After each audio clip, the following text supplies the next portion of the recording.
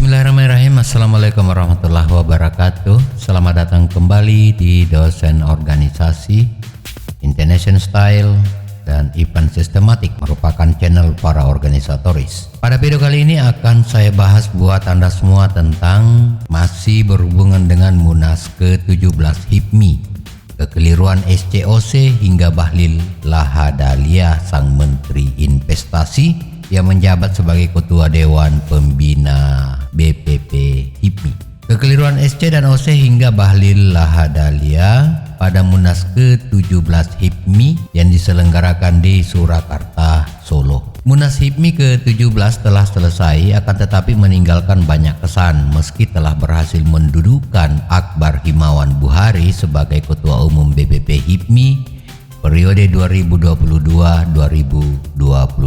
Selamat Pak Ketum atas jabatan barunya, mudah-mudahan amanah ke depannya. Amin.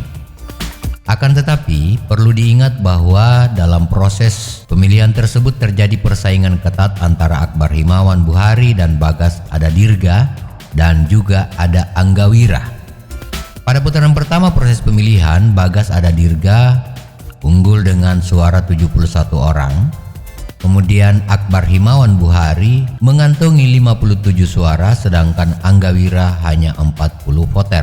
Jika seandainya bahwa putaran pertama ini sudah disahkan, maka yang terpilih sebagai ketua umum adalah Bagas Adadirga. Akan tetapi dalam sesuai dengan aturan forum bahwa yang terpilih menjadi ketua umum adalah ketika mendapatkan suara 85 dari 170 suara yang diperebutkan. Memasuki putaran kedua, suara dari Anggawira bergeser ke Akbar Himawan Buhari, bahkan Adadirga kehilangan 3 suara sebab pada pemilihan sesi 2 Bagas hanya mengantongi 68 yang sebelumnya 71 suara, sementara Akbar Himawan 92. Munas HIPMI ke-17 telah usai, namun meninggalkan beberapa koreksi terutama dalam hal kajian organisasi.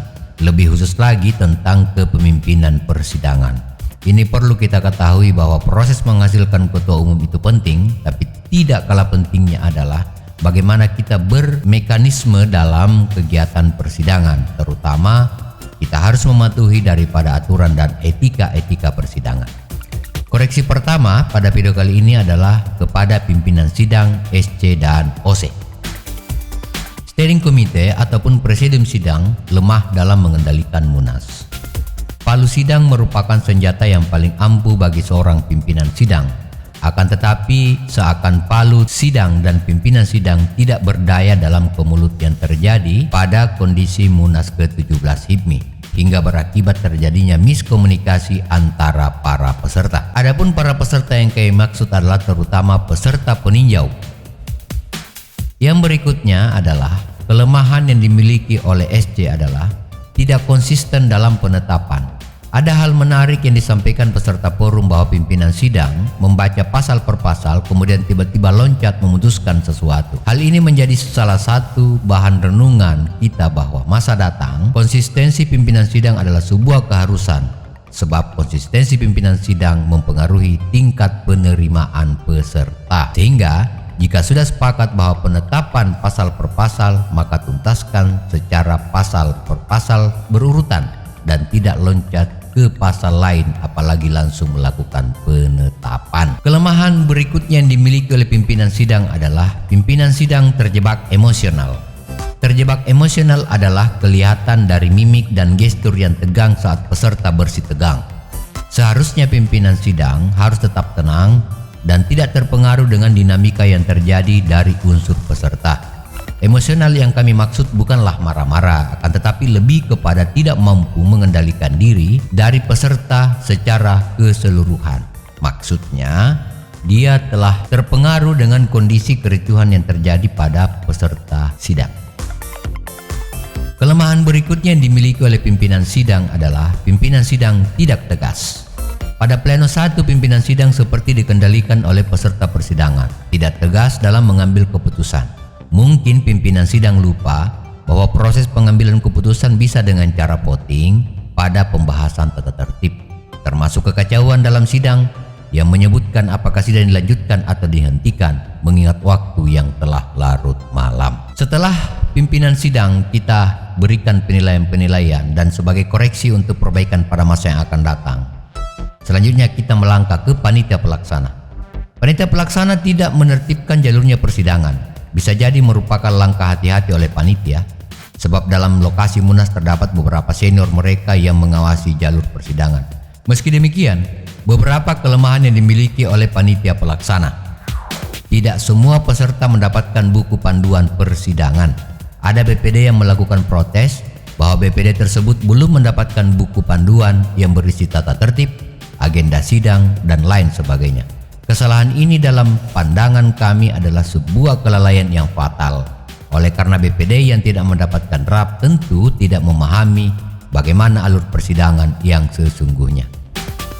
Kelemahan OC berikutnya adalah tidak bisa mengatur jumlah peserta peninjau. Kenyataannya bahwa yang mendapatkan kecaman adalah kejadian kericuan peserta peninjau oleh karena berlomba untuk melakukan interupsi dan lain sebagainya. Yang berikutnya, kesalahan dari OC adalah proses pembagian mic berlebihan. Sebab kenyataannya yang mengatur mic on terus adalah permintaan dari peserta. Harusnya tidak demikian. Sebab jika banyak mic yang on dalam ruangan sangat berisiko berebutan untuk berbicara, dan demikian adanya. Setelah kita meninjau dan melihat daripada kesalahan dan kelemahan SCOC, kita juga melirik bagaimana kekeliruan Bahlil Lahadalia yang bertindak sebagai Ketua Dewan Pembina. Sebagai Ketua Dewan Pembina HIPMI, Bahlil Lahadalia telah menunjukkan kelasnya mulai dari saat pembukaan acara dengan sambutan yang meriah, mampu menciptakan suasana ruangan yang lebih bersahabat. Intinya, Bahlil Lahadalia menjadi bintang pada pembukaan Munas ke-17 HIPMI tersebut. Akan tetapi, kebintangannya tersebut tidak bertahan hingga 24 jam.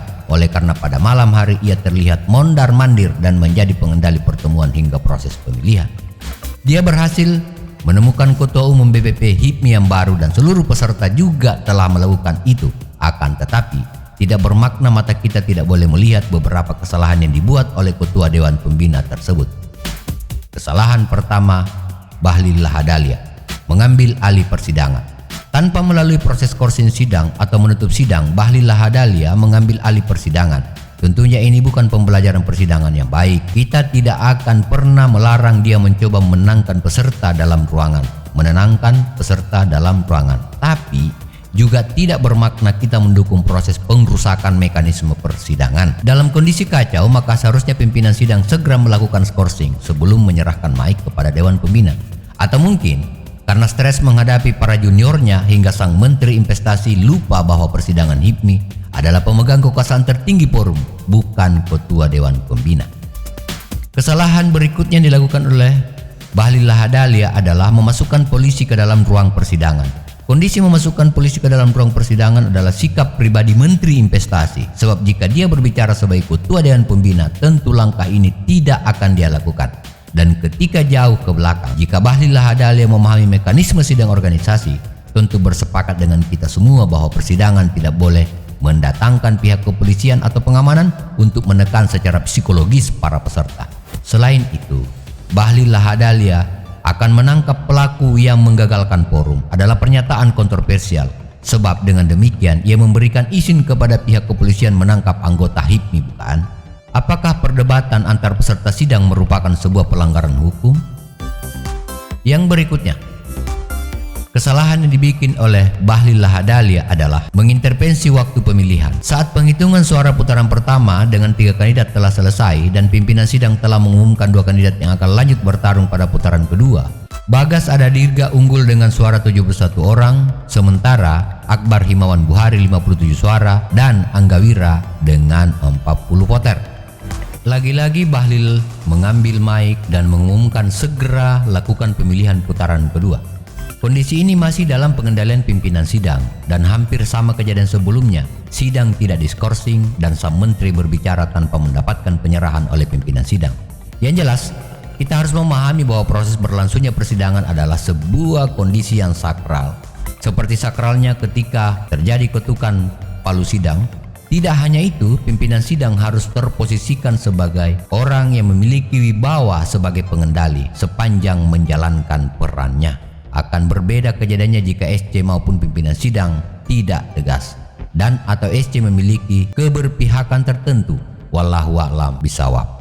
Namun yang jelas, proses pemilihan Ketua BPP HIPMI telah selesai pada Munas ke-17 ini. Akan tetapi perlu diingat bahwa ke depan bukan hanya HIPMI tapi kita semua perlu belajar bahwa persidangan adalah merupakan sebuah pengambilan kebijakan tertinggi sebuah organisasi yang keberadaan pimpinan sidang adalah orang yang perlu ditempatkan pada porsi dan posisinya, dan tidak seenaknya kita mengambil alih proses persidangan dalam kondisi dengan alasan apapun tanpa melalui proses mekanisme sidang yang sesungguhnya. Saya kira itu barangkali kita memberikan selamat juga kepada pengurus BPP HIPMI di seluruh Indonesia, BPD yang ada dan BPC, bahwa terjadi proses pergantian ketua umum, namun tidak bermakna bahwa kejadian-kejadian yang ada di Munas tersebut tidak bisa kita koreksi untuk perbaikan pada masa yang akan datang. Demikian video ini, billahi bisabil haq fastabiqul khairat. Wassalamualaikum warahmatullahi wabarakatuh. Terima kasih atas subscribe-nya, terima kasih atas dukungan dan atensi Anda semua. Jangan lupa untuk memberikan saran dan kritik untuk perbaikan video-video kami ke depan. Wassalamualaikum warahmatullahi wabarakatuh.